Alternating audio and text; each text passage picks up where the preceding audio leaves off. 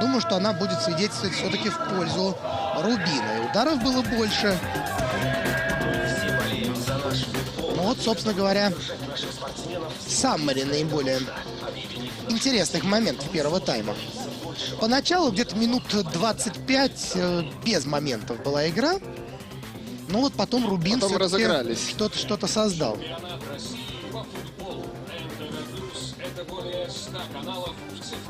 Момент номер 1 с участием Александра Рязанцева. Да, очень опасно было. И в первом случае, когда, собственно, удар наносил Рязанцев, и когда Шишкин своего же вратаря попал, это вот так, атака с участием Аздуева. Довольно опасный штрафной, где теоретически можно было бы здесь пробить.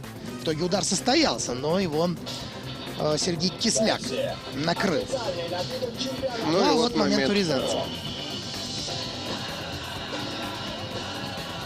Непонятно, как он хотел забить. Это штрафной, который зарабатывает Караденис, и последующий удар Биброса Надха.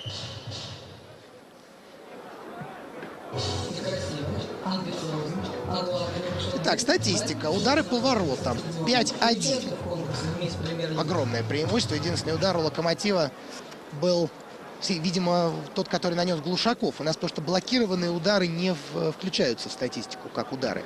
Процент владения мячом больше у Локомотива. 2 угловых у Рубина, 1 у железнодорожников. Нарушение правил по 11.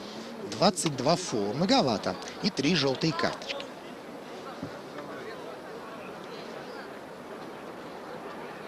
Теперь максимальное расстояние. Кисляк здесь явный лидер. Кверквелия, что интересно. Вальдес.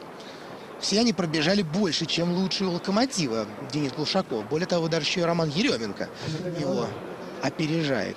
То есть в целом по движению такое впечатление, Рубин превосходит железнодорожников.